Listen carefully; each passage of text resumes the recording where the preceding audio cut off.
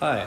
So a while back, some bearings failed in the front axle of my 1998 Isuzu Rodeo, and I thought it would be a good time, since I have this all apart anyway, to explain a little bit how the front axle of the Isuzu shift on the fly works.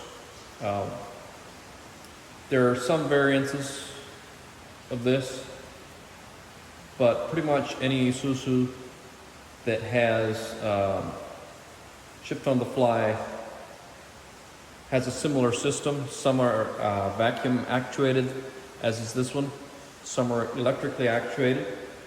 But aside from that difference, it's basically the same system.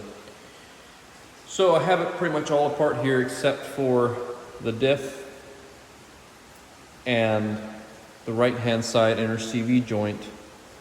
That's still in. I need to take that apart to replace the seals and bearings in the CV joint. I'm not going to take the diff out of the housing, I don't think. It's been raining quite a lot this evening, so if you hear some background noise, that's what it is. And this place is a little bit echoey too. So maybe just a brief explanation of components here. This is the outer CV joint with the shaft. I'm not going to disassemble this to clean it because not too long ago I repacked these CV joints and replaced the boots. I used the best quality boots I could find because I've had trouble with them tearing before. These are made in Japan, as you can see here. And there's a number here. 06413 is the part. I'll try to find the brand name. I don't have that handy.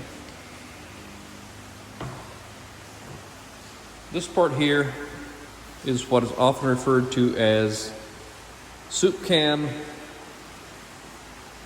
It's the inner CV joint, or rather the housing of it. Can't get quite enough light in there.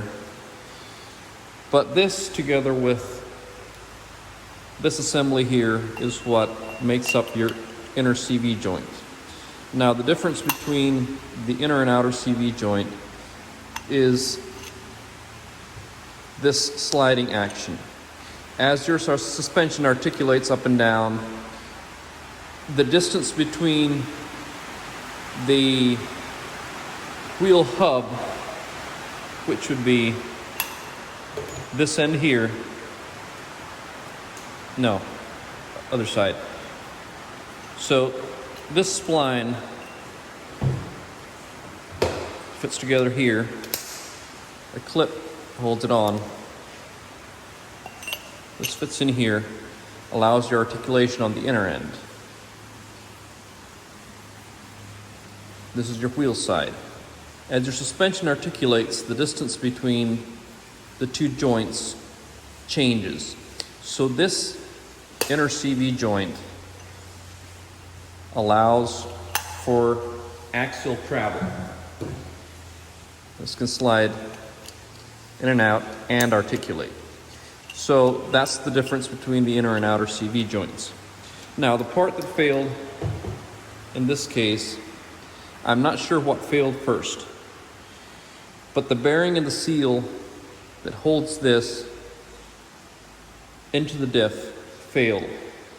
So the order that would go is, this is the seal that holds the oil in the shaft. Then this bearing supports the inner CV joint. Something here failed. Either the bearing failed first and took out the seal, or the seal failed, let the oil out, and that let the bearing run dry and it got damaged. Either way, I ended up with a lot of free play in this side. I think I have a video clip of that somewhere.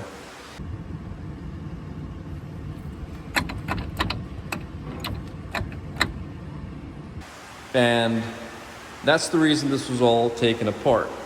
Now, before the seal, you would have the diff bracket itself. So the correct order would be, this goes first, then you have your seal, then the bearing.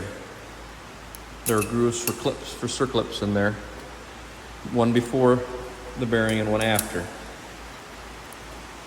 And then this whole assembly slides into this housing here. This housing over here. While I'm here, and while I have this in my hand, I might explain the process of the popular diff drop on these vehicles. The two anchor points to the frame are this bushing and this bushing here.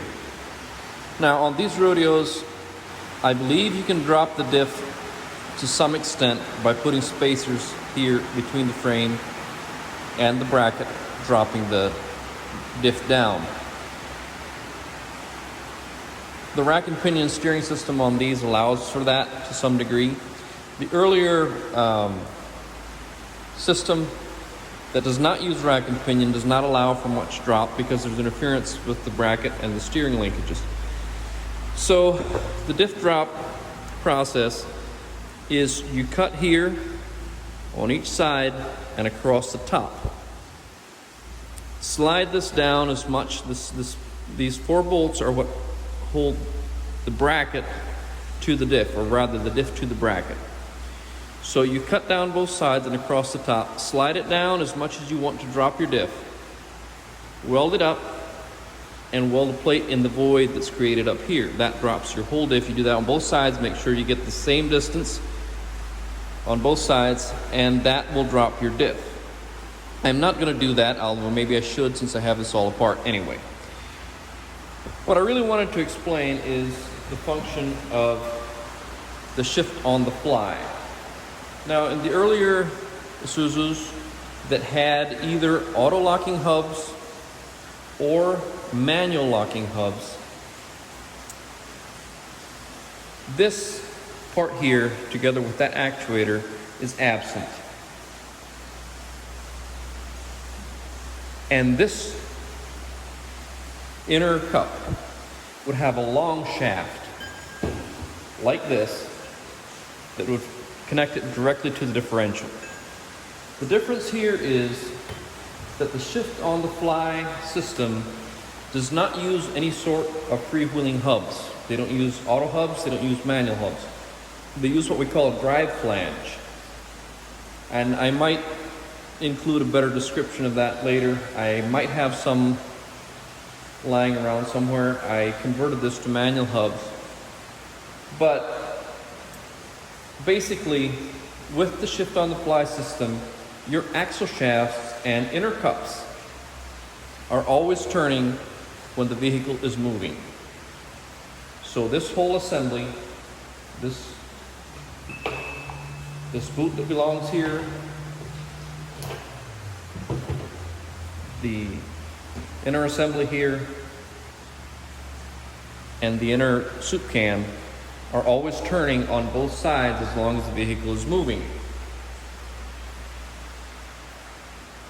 Because with drive flanges, there's a direct connection between the outer spline on the outer CV joint with the hubs. The problem with that is if both axles are turning,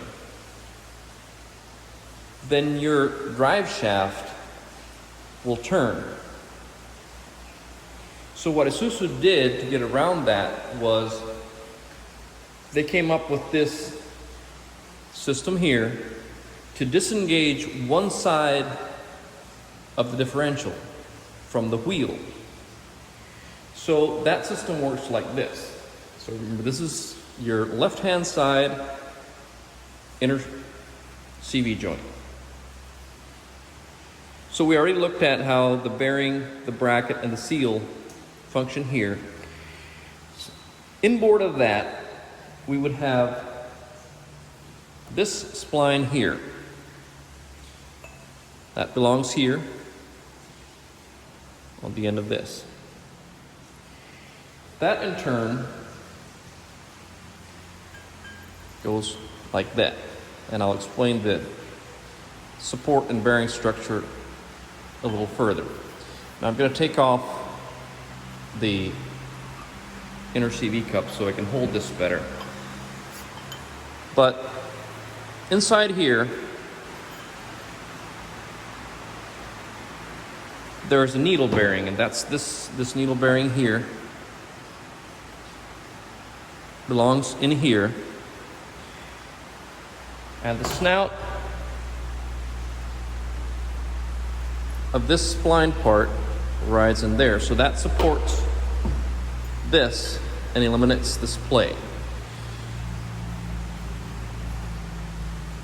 So when the four-wheel drive is disengaged, these turn independently.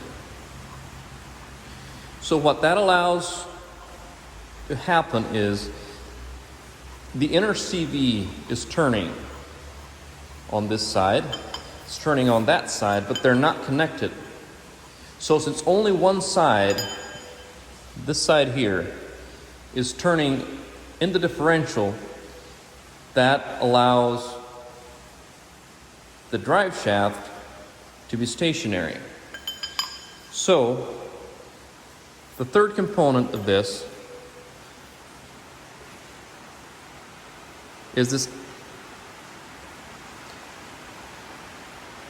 So the third component of this is this collar. And this collar slides back and forth and couples and uncouples the left-hand side CV shaft. Let's see if I can get these splines lined up.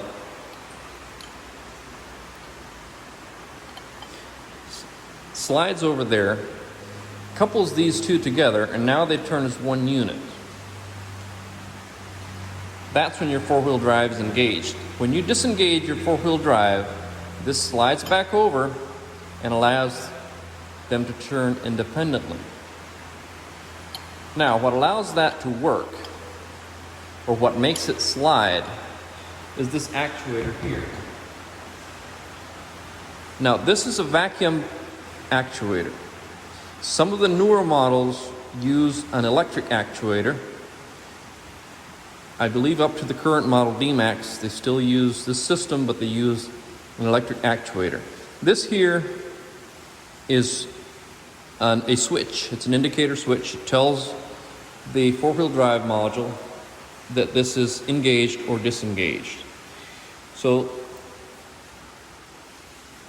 there are two ports on this vacuum diaphragm, one on each side of the diaphragm.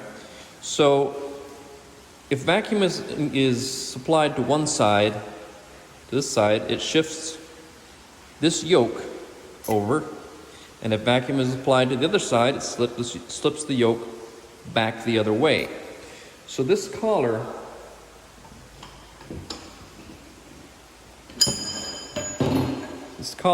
rides in the fork, in this yoke here. So there you can see, if it's in there, it has those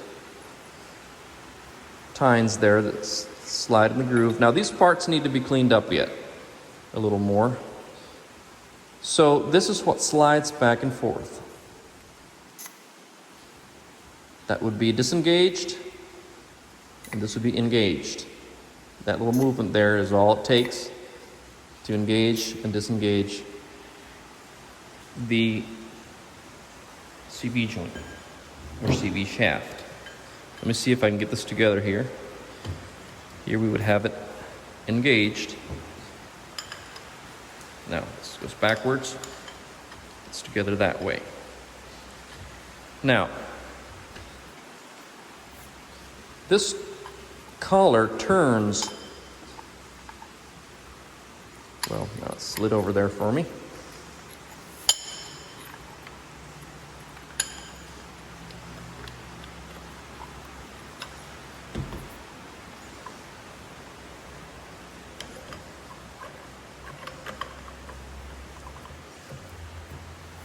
When four-wheel drive is engaged, the yoke and the collar,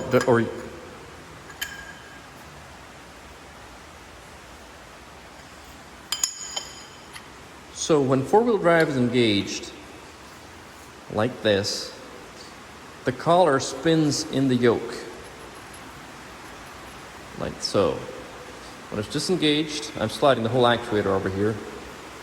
That allows this to be this side, the long side, to be stationary, and this side to turn.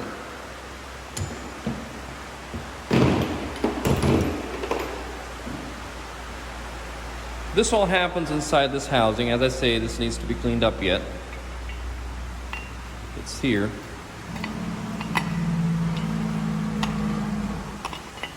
There's some guide pins here that are a little bit hard to get lined up with the camera in the way. I don't know if you can see, there's a little dowel pin there.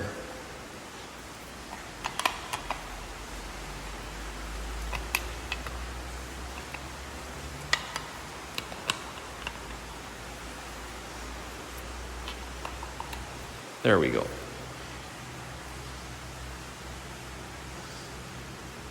See the yoke in there. So this part here, there's something that's often overlooked. There's a seal right here that isolates this actuator section with the yoke and the splines from the diff lubrication. This is separate lubrication. It needs to be checked and filled separately. This is the fill plug. I'd have to check the manual, but I believe the angle allows the drain to be just removing the actuator. Since it's on an angle here, that would drain the oil out.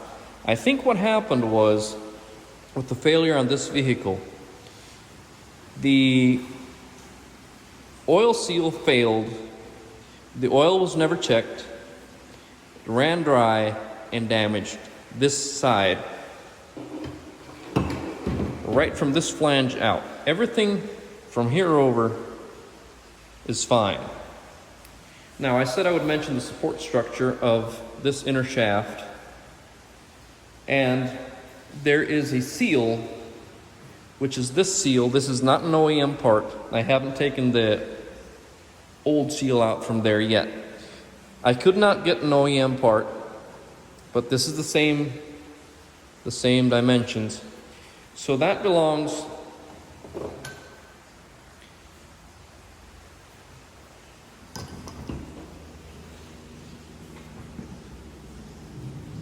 in this bore. Can't really see, but down in that bore is a seal that would fit there. So after the seal, there's a bearing, and I'll have the part numbers for that. The bearing fits in there, and then the axle shaft fits inside that bearing. So the axle shaft is supported on the inside by the differential, on the outer side by this bearing. Now this bearing is on the outer side of the seal, so this bearing is lubricated by the oil in the actuator housing, not by the oil in the diff. On the other side, on the right-hand side, passenger side, the configuration for the inner soup can or inner CV joint is the same as it is on the left-hand side, with the difference being that that side, the right-hand side, is fed or is lubricated by the diff oil. I am going to replace the seal and the bearing in that side. This is the seal that belongs there. If you notice, it has a lip that is meant to seal up on this face of the inner cup. So it prevents debris from getting into the seal. I don't know if you can see this, the lighting isn't the best here, but you can see it rides up on there. The seal is very sturdy, it's solid back here, it's not open. I have a disassembled inner CV joint here. There are 6 large ball bearings. This outer part and the inner part that's splined and rides on the shaft for the CV joint. So all this you can take apart, clean very well, repack with grease, and reassemble. That's completely repairable.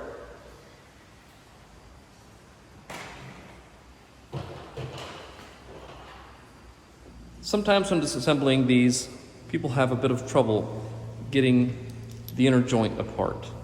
Now when you're disassembling these, this stays in the vehicle and this comes out together with this shaft. So sometimes there's a bit of trouble getting them apart, and the reason for that is once this is full of grease, it's hard to see. But there's a small groove right here, and this wire clip rides in that groove there. It's a very simple setup and does not allow the inner assembly to come out. And it's very hard to see once that's full of grease and your hands are full of grease. Now, I was missing one of these clips. So I took a piece of 308 TIG filler rod and bent it up to be roughly the same shape and size. It's a little bit thicker, but I think it will work. Once everything is together, you really don't need this. It's not going to cause any harm if it's not there. But what can happen is, once this assembly is all together, you have a band clamp here and one here. That would be between this and this shaft here. So what can happen if you don't have that clip is this assembly together with this can pull out. Inside the boot can pull out and turn, and then it's very hard to get the ball bearings lined up with the grooves again and get it back in. So it's easier if you make sure you have these clips installed. If you don't have them, they may be still available from Isuzu, I'm not sure. But if not, you can make one out of some type of spring wire.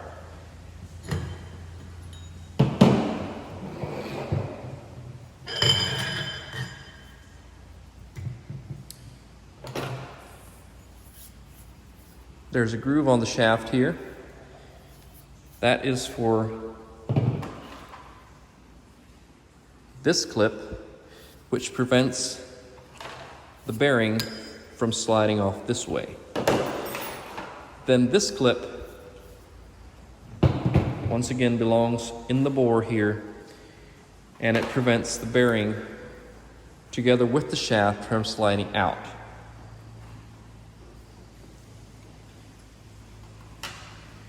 The only parts I could get OEM for this were this needle bearing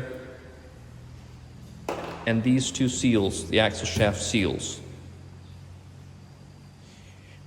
I don't have the part number for these handy, I'll find it.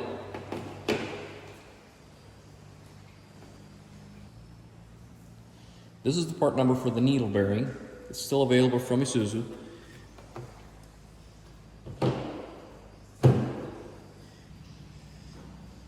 So this bearing is the one that supports the long shaft. I'm not sure if this will show up on camera, but the number for that is 69082RS.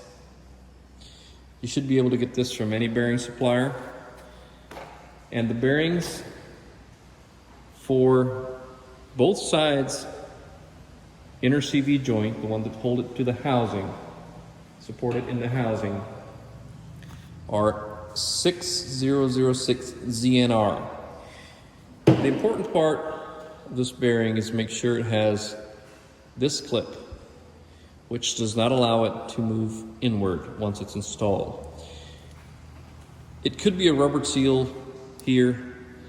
In fact, I think the original bearing has no seals. I'll probably have to pry this one out to allow lubrication in. So you will need two of these, excuse me, you will need two of these,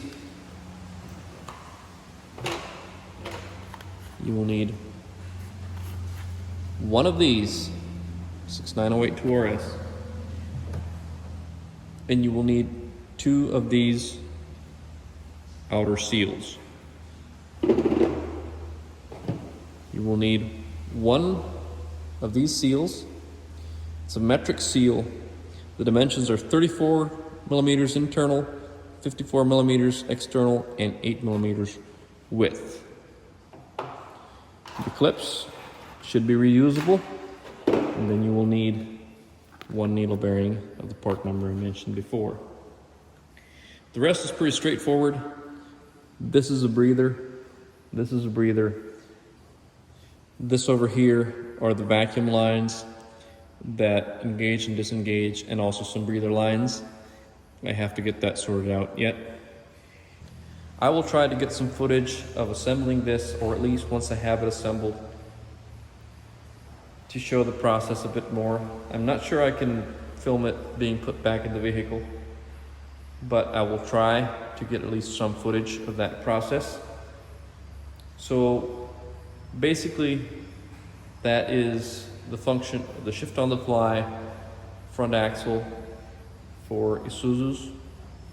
It would be the same for second generation Rodeos, Troopers from somewhere around 94 onwards, and the Dmax and MUX. This is a better view of the bearing and the housing. The reason it has to have this clip is that the bore is smooth. There's nothing to stop the bearing from going all the way through. So this would go in like this. And the clip is what prevents it from going all the way through. So after the bearing, this cannot be assembled this way. You have to assemble it all on the inner CV shaft, or the shaft of the inner CV joint, and this would all slide in together. The reason this seal is solid is because it's, so to speak, the spacer between the outer race of the bearing and the bracket. So this would slide in there and is held in place by this bracket. And I probably have it in the wrong position, but it would go, no, that's right. The bracket is what holds it together there. So as I say, this cannot be assembled this way, but that's the way it fits together. And you can see here the wear that was caused by the CV joint hanging down and contacting here when the bearing was bad.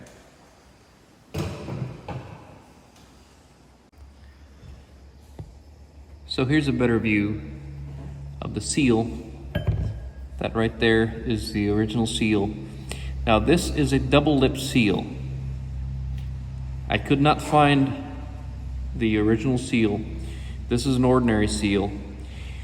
But for as little use as this is going to see, because this vehicle has manual hubs, and when manual hubs are disengaged, none of this is turning. The reason it's a double lip seal is because it is both preventing the oil on this side of the seal from going into the diff. It is also preventing the oil from the diff to come this way. So that is why it has a double lip.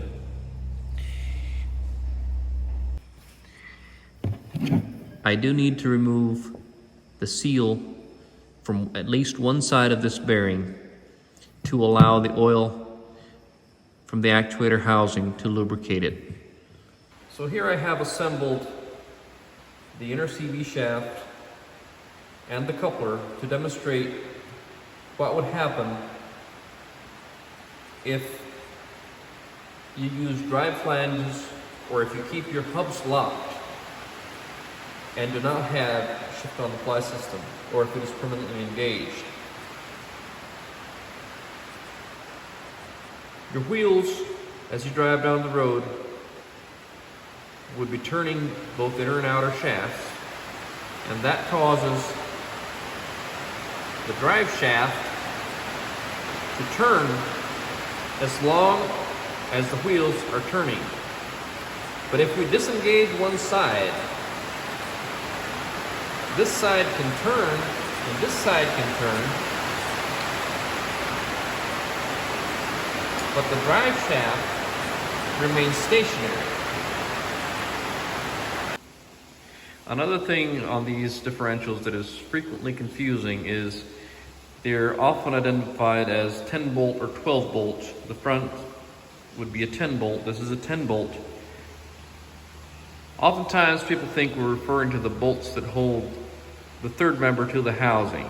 It's the internal bolts that hold the ring gear to the carrier. Now, another thing is people often ask, where is the drain for the front differential? There is no drain on the bottom. The fill plug is quite obvious right here. But where's the drain? The drain is this bolt right here. So the lowest bolt on the right hand side would be the drain.